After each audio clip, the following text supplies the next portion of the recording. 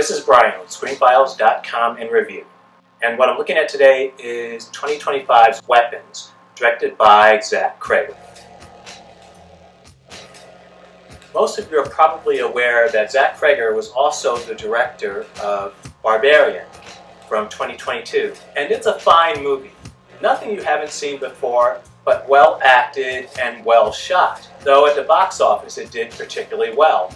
And it made Cregger a very hot property. So when he released that he was going to be producing a new movie, which would be Weapons, there was a bidding war for it. Allegedly, Jordan Peele and his Monkey Paw Productions wanted Weapons to be released under the Monkey Paw banner. This didn't work, and apparently Peele fired the people representing him in such matters. I don't know if that's true at all, though Weapons went on to make a lot of money. And once again, Cregger's star continues to rise. So I expect at the very least this would be an interesting movie, and it is. But it's not a very good movie at all. If you're not aware, Weapons revolves around this small town where, I want to say 15 or 16 children vanish. They're shown on door cams, that sort of thing, running away into the night, and they're never seen again. It's a really interesting premise, and I don't know who the director of photography is off the top of my head, but it's really effective. There's a graininess to the images with the children, making them feel almost as if you're watching them from another time entirely. Like if you recall the John Carpenter movie Prince of Darkness. At the end, when the woman was calling, it has that feel to it, so it's pretty effective in that sense. Though, as I said, this is not a very good movie. The person who is accused of vanishing the children is a teacher, and this is the biggest issue I have with the movie. It never tells you why she's accused. Now keep in mind, all the children were in her homeroom.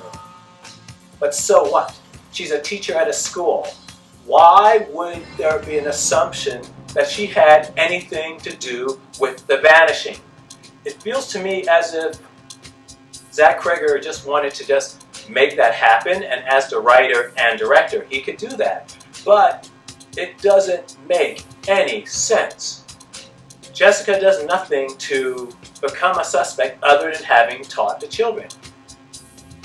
It's such a dumb idea because it's a school, and more than likely, looking at the age of these children, they may go to other classes as well. Are those teachers suspects? It's such a thin thread of an idea to film the entire basis of your movie on. For whatever reason, Josh Brolin's character really thinks that she's behind this event. Do we know why he thinks it? Not really. He paints at one point on her car, witch. Why? Very few things in Weapons seem to happen with any sort of logic or consistency. Well, consistently illogical maybe, but it's just really silly. And I don't mean in a good way. It's just a really frustrating movie to watch. Not that it's bad per se, it is well shot and well acted, but the story makes no sense. The movie's told in a fashion after the children initially vanish, and it goes back through different characters' perceptions of certain events. Now the events don't change, but the people who at first may seem peripheral do. So you're getting this Rashomon type thing where you're seeing into the lives of certain individuals before certain events happen. And this is a really bizarre idea because in most instances it gives you way too much information about these characters. Information you don't need to have. As you're probably aware by now, one of my biggest pet peeves is simply that movies don't need to be as long as they tend to be. There should be very, very, very, very, very few 2-hour movies because most material doesn't warrant 2 hours. Weapons is one of those movies. There could be some judicial cuts made here that don't change the story but shorten the runtime. It's confusing to me what Zach Cregger was trying to do with it. This is one of those movies where seemingly every shot is held precious, as if it were a child he was the father of. If you can't cut stuff, it's going to limit your ability to make a really good film. And that's what it feels like to me at any rate. Weapons is needlessly long, the story doesn't make much sense, and it's not really an enjoyable watch. Now keep in mind something. All movies, be they horror or whatever genre, exist within their own universe. Which is to say, the rules that apply in reality don't necessarily work in that world. And that's okay, because that makes the movies more enjoyable. I don't expect them all to have the same rules as those we exist under. That being said, there's just this inconsistency to the way things work in this world. Why was Josh Brolin's character calling her a witch? There are just so many questions about this movie that just make it so that it does not work. It is worth seeing, if only to see what, if you're going to be a director, you shouldn't be doing. And yeah, I know, Weapons made a lot of money. It was very successful, as was Barbarian. This confuses me, because I don't see why it would be. The actress who plays the lead in this movie also played the lead in Lee Wannell's Wolfman. Also a not very good movie, but at least there, the world that they exist in is consistent in its logic. Weapons is not.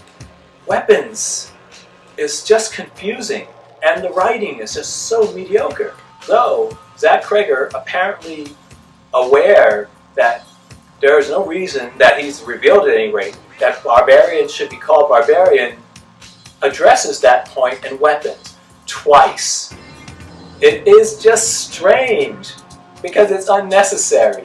I get the feeling that Zach Cregger is going to not start doing well very soon. His films aren't that interesting, and if they're not well written as Weapons, then though Zach Cregger, I think, has a muse. Justin Long, the Canadian actor, I believe, was one of the stars of Barbarian. Justin Long also turns up in Weapons. And you can tell he likes to put him in things because he appears in a role which is fairly disposable, that could have been played by virtually anyone, yet he cast Justin Long. That says something.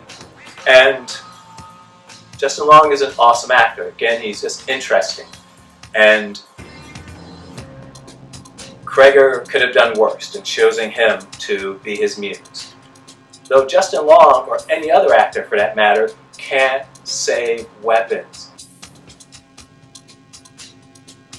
It's such a strange, inconsistent, it's not a slog. I want to say that, but that's not fair.